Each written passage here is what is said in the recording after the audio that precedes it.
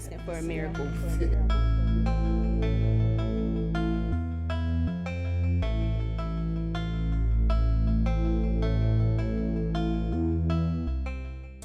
Yes, so tonight I'm actually going to be teaching the beginners or the people who want to learn, the basics of crocheting, how to do that tonight. So we're going to go over the slip knot. We're going to go over the chain foundation. Those are going to be the two main things that I focus on tonight, simply because that is what you need in order to even start crocheting, starting your project. If you understand, you understand. Hey 3J, welcome in. How you doing tonight? I am excited. I'm ready. I'm here. Like I said, I'm just giving it a few minutes to make sure everybody's in. We're going to be moving to sub live in a bit. Alrighty, y'all. So we're back to it.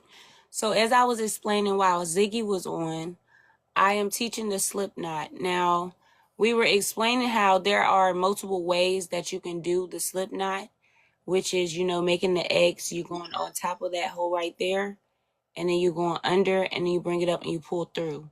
But for this purposes, I'm going to teach a different way. I'm going to go real slow. Make sure I'm taking my time so y'all can see what I'm doing, so you can kind of get it on your own. I feel like this is an easier way simply because, like I said, you're not worrying about the X, and it's good for this angle. So when you have your yarn, now it may be inverted, but think of it like this. Hold your yarn. You have your non-working piece, which is your tail, the end of your beginning, and then you have your working piece of yarn. So I want you to pinch your hand on the top. I want you to kind of hold it at the bottom slightly. I want you to twist. Once you twist, you're going to kind of have that knot or that loop already halfway made for you. The only thing that you have to do is you have to take your short piece, which is your tail end, pull it through your loop. Now you don't want to pull too tight. So we want to pull it to the point where it's about right here. I want you to pick up your hook, insert it in, and I want you to pull that working yarn. Don't pull it too tight. So this is a slip knot. Anybody following? Did y'all just do the slip knot with me? Was that too fast? Was that too slow? Let me know. Thank you so much, Maya, for the roses. I appreciate it. I'm going to do this one more time for you, or as many times as I need to.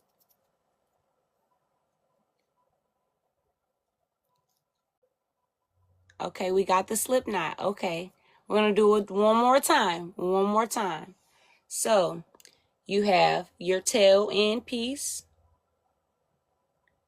You're good, love. We're about to redo it for you. So you got your tail end piece right here. And then you have your working yarn, which is going to be that long piece of yarn that's connected to the rest of your skein. Hold it. Pinch at the bottom. Turn. Take that tail piece that you got.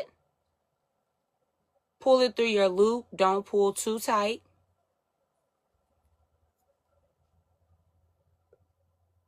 Take your hook. Insert. And tighten slightly. So this is what we call a slip knot. With a slip knot, that is always going to be the beginning or foundation of any project that you do. That's the only way you're going to have your yarn connected to your hook and for you to be able to go ahead and start your chain stitches. Does that make sense for everybody?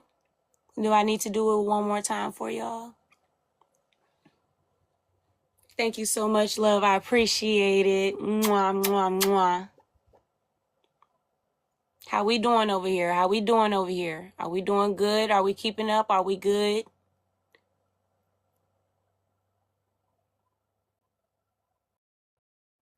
Y'all, she not listening to that music. That music is off. Don't watch me bob my head.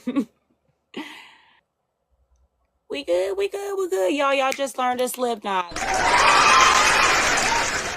Come on. All right, so starting from here, we are going to learn the chain foundation. Now, the chain foundation is important because as you hear in the title of Chain Foundation, it is the foundation of the beginning of your project.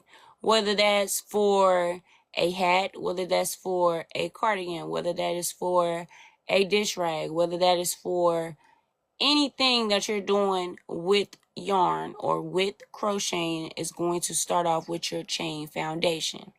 Now, for this purpose, we are only going to be practicing chains for maybe like 5 minutes, 10 minutes, because like I said, that is the foundation. You want to make sure your tension is good, meaning your chain is not too tight or your chain is not too loose. If your chain is too tight, you will not be able to insert your hook.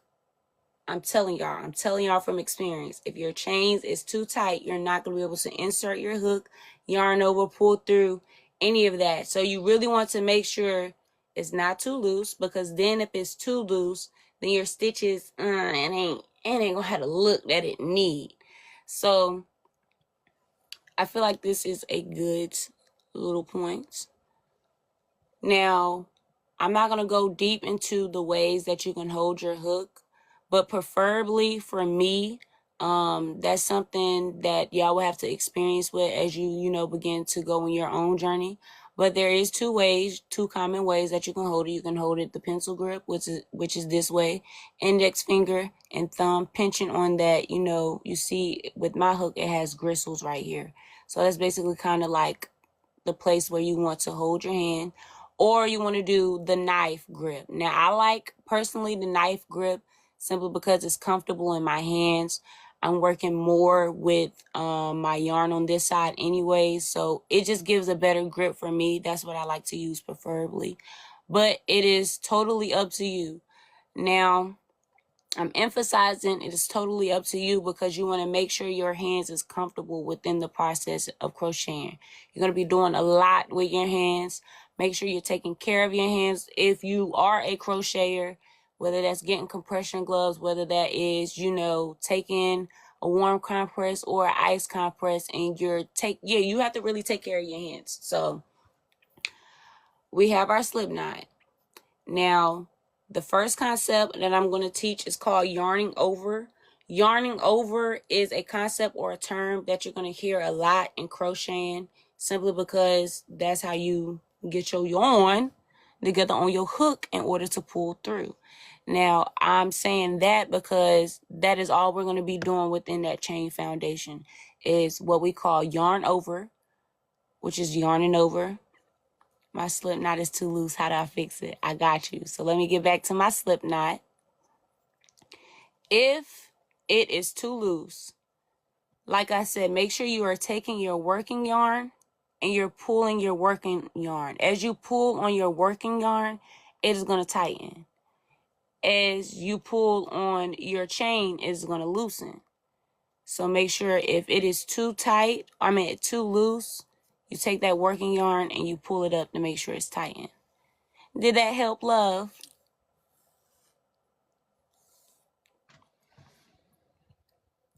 And I think the next thing I need to explain is basically how I hold my yarn in my hand. So, yeah, I think that is definitely important. Okay, love. Okay, we learning something, y'all. We learning something. Let's get it. Let's get it. Let's do a little cheer just because. Okay, so like I said, we have our slip knot.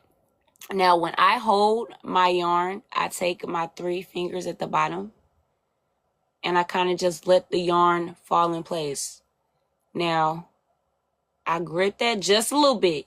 You don't want to grip it too hard because then you're not going to have any working yarn to use. Now, as you can see, this is how I hold my fingers. I'm not going to say the analogy of how it is, but we know what it's looking like. Let's just say a little like a Nike check because my hand is long. So as I'm holding that, I wrap the yarn around my index finger 1 time. That's just to make sure the tension, like I said, you don't want this part right here to be too loose and you don't want it to be too tight, simply because that is going to gauge the tension within your chains. So this is how I hold my hook. We need to go through another explanation? I will do that anyways. So I have my slip knot on. I am gently taking the yarn and I'm letting it lie between my middle finger and my pinky. Then I pinch just a little bit, push that in just a little bit. That's what it's looking like. I know that's a weird angle. Then I take the yarn and I wrap it around slightly, but to make sure it's tight enough in between so it's not too loose and too tight. All right, now this is going to be kind of weird. Now, I take my middle finger and I take my thumb and I just tuck my tail right there, simply because, okay, let me slow down. Simply because, as I know, when you pull with that working yarn, you can also pull from that tail to tighten it just a little bit, but you don't want to make sure that tail go nowhere. All right, so this is how I hold it. I'm going to do it one more time. Hold on, let me get comfy. Let me know if this is helping. And let me know if I'm overcomplicating it. Like I said, I want to make this as simple as possible so y'all can get it on the other end. So I take my middle finger, I take my yarn in between my middle finger and between my pinky. Pinch that in to where my fingers is inside of basically the middle of my hand. I take that yarn and I wrap it around and I have my tight tension. Middle finger, thumb, hold that tail. All right, we got it. Can I move on? We're about to learn the chain foundation. So this is how I hold it. I know it kind of looks weird, but I promise y'all it works with tension. It works wonders. All right, we got a little taps. Appreciate y'all tapping the screen. All right, so when you're doing your chains, like I said, we just learned the term yarn over. You want to make sure your yarn is over your hook and the yarn is coming towards your chest. Think of it that way. So it almost looks like we have 2 loops on our hook. Are we right here? Everybody yarned over? Thank y'all for following. I appreciate it. All right, we're going to go back. Yarn over. This is how I yarn over. Just making sure that yarn is over the hook and the working yarn is facing my chest. It's going over that way. All right, so the next step is pulling within that chain foundation loop. The chain foundation loop is always going to be closest towards the hook grip. Little gripper thing. Now we are just going to pull through or pull up. And that is going to form a second loop. I'm going to try to get the angle going.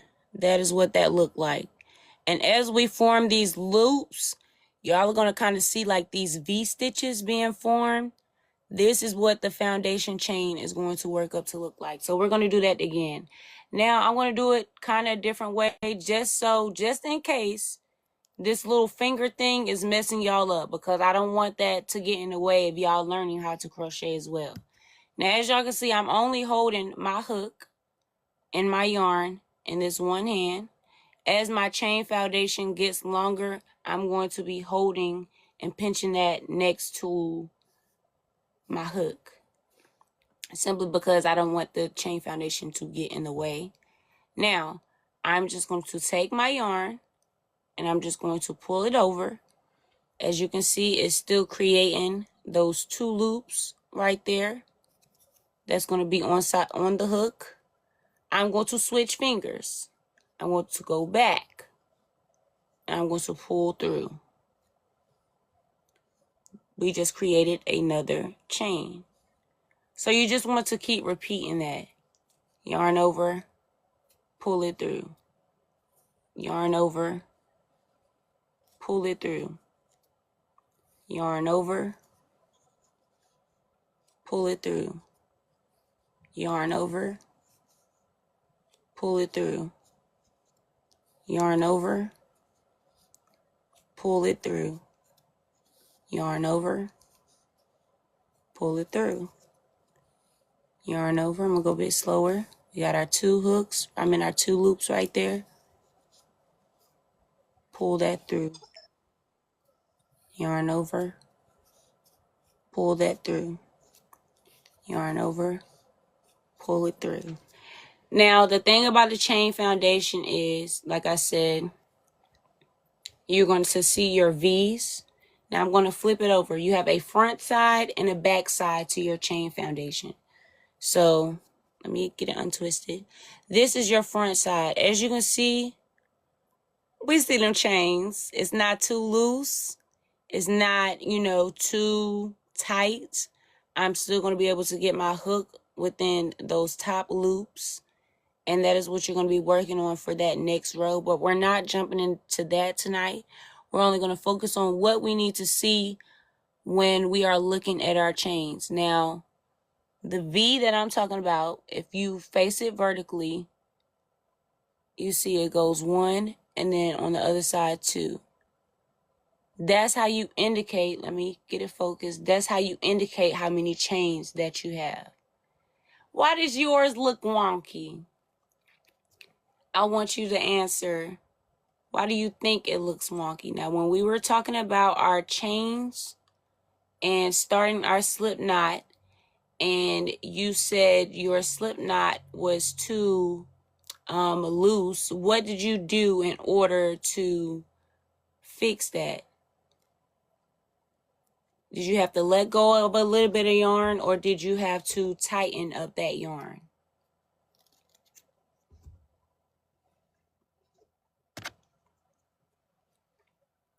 Because when it's too loose, we pull that yarn just a little bit just to tighten it. We don't want our chains to be too loose, like I said, because that is going to, in our foundation, make our stitches loose when we continue to go on. Okay, you pulled to tighten it. All right. Can you still insert your hook inside of each loop, or inside of each V-stitch, or inside of each chain? This is what it would look like if it's too loose. So I'm going to do an example of a too loose chain. I'm going to try my best. So you see how there's a lot of space within that foundation when I am chaining. That's when you can kind of indicate that this is too loose. Because when I yarn over and I pull, it's a lot of space going on in that chain. I'm going to show you what it looks like when it is too loose. So you see how you can kind of see in between that hole, or in between that V-stitch? That is when you're indicating, or that is when you know your stitches is too big or your yarn is too loose. So we don't want that. What we want is, we want to make sure we are tightened up on our hook each time before we start our yarn over.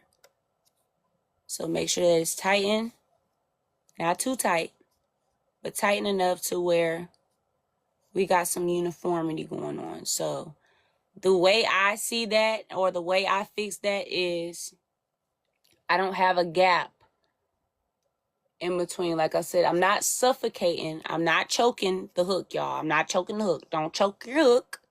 Just think of that. If I'm pulling too tight, I'm choking my hook. We don't want to choke our hook. So we just want to make sure it's just kind of resting like a little necklace on our hook. I hope that analogy works. When we yarn over, make sure it's the same distance, and we'll just pull through. Hold on. I might have that too tight. Yeah, we got that too tight. We had to adjust. Pull through. Now I'm about to show you the difference when it's too loose and when it is just right. All right, so I didn't take out those big ones that I did where it's too loose. So can y'all see the difference between making sure it is, just laying on your hook, then more so letting the hook hang? You see, y'all can see my eye almost in between that stitch. Can y'all see it? Yeah, that's what we're not striving for, y'all. And the thing about that is, if you're still learning or if you're just learning, it is okay. Tension is something that works. You know, you have to practice. It's over time. Yeah, you can see my pupil, right? That's not good. That's not good. We don't want that. So I'm about to go ahead and do my slip stitch again. I know I'm taking it out and pulling it again, but you're going to be doing a lot of that when you learn. So boom. I said I'm holding my tail, making sure that's all good together. There are two ways that I can do that. I'm yarning over. Oh, that's too tight. That's too tight. See, we got to take that out. Gotta take that out. Loosen that up just a bit. Boom. It's resting. Pull through. Pull through. Pull through. Yarn over. Pull through. Yarn over. Pull through. Yarn over. Pull through. Yarn over. Pull through. Yarn over. Slow it down. Pull through. Yarn over. That yarn is coming towards my chest as I'm still keeping my tension by controlling that with my index finger, and I'm pulling through. Yarn over. Pull through. Yarn over. Pull through. Anytime you're doing a chain foundation, just think of yarn over. Pull through. Yarn over. Pull through. Yarn over. Pull through. How is our chains looking so far? How is our chains looking so far? Now, for a few minutes, we're just going to sit and we're just going to practice this on your own time. Just let me know how y'all are doing in the comments. Yarn over. Pull through. Yarn over. Pull through. Yarn over. Yarn is facing your chest. You're pulling through and pulling up that loop. Yarning over. Making sure it's facing your chest. Pulling up and pulling through. Yarn over. Pull through. Pull up. Yarn over. Pull through. Pull up. Yarn over. Pull through. Yarn over. Pull through. Yarn over. Pull through. Yarn over. Pull through. It's a pretty long chain now. This is the back of my chains, and this is the front of my chains. Yes, you can always take out and do this over and over and over again. I feel like me pulling out my foundation chain, now I do have that little knot, because when you make a slip knot, that's what a knot is. When you pull all the way close, it's going to make a knot. So I got a few of these just by practicing. But the more you practice, I feel like with crocheting, it's muscle memory. So the more you're practicing those chains, doing those slip knots, my fault, I'm going to do the other way. Take my short piece, pull it through. But that is how you're working on your tension.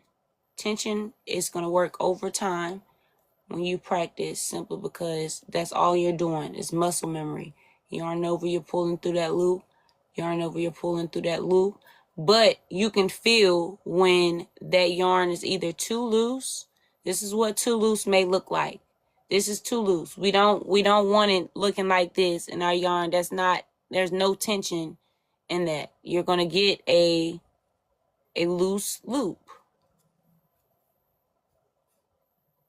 when you're doing it that way. So that's why you make sure that part is kind of tight.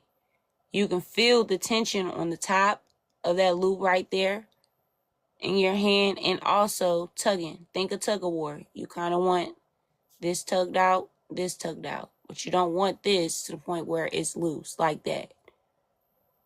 That defeats the purpose of your index finger or holding that yarn. So we're just going to keep practicing that. If you got to take it out, redo your slip knot to get the slip knot under, you know, your head down pat, we're going to do that.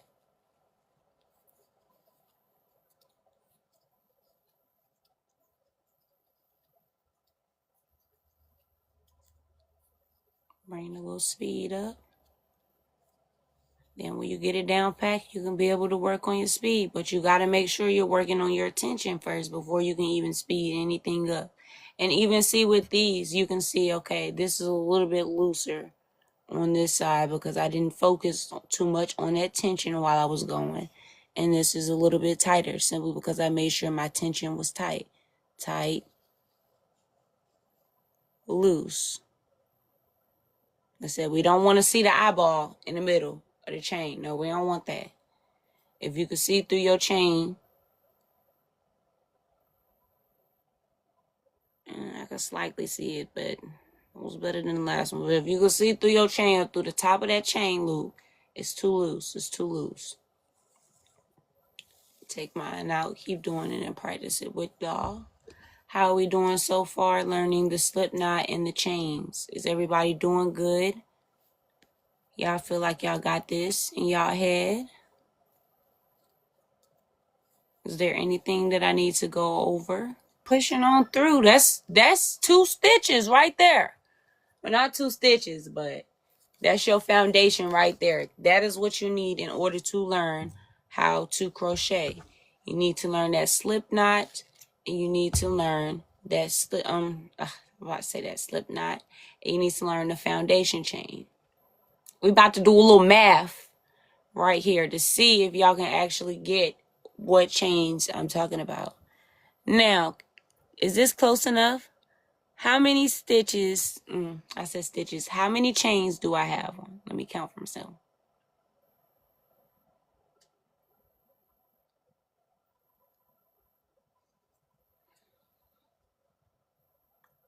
Let's count the chains. How many chains do I have?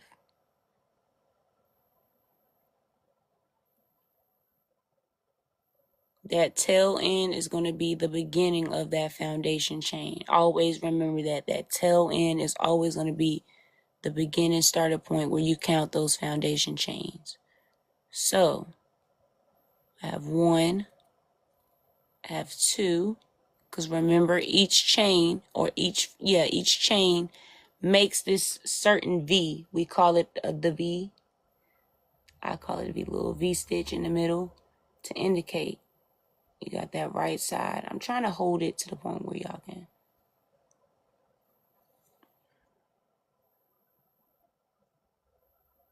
One, two, 1, 2, 1, 2. Those are that V indication. 2, 1, 2. So I have 8 chains so far. 1, 2, 3, 4, 5, 6, 7, 8. Since this loop right here, this is where my hook is at, we never count that as the chain because we haven't worked that chain up yet. So you only count the ones that's after that. This part right here is never going to be counted as a chain.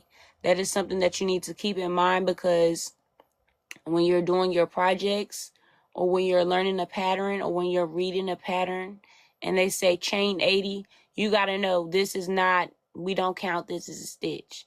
So I got 8. Let's say I had to chain 80. I have 8. Oh, let's say I had to chain 20 and I have 8. Okay, that means I need 12 more chains to go. I'm not going to sit here and do that math in my head right now. I'm going to be honest with y'all. But yeah. So remember, this is not a chain. We don't count that as a chain. We only count the ones previous as our chains. So right now I have 8 chains. Not 9. I have 8 chains. Does that help? Did that help anyone?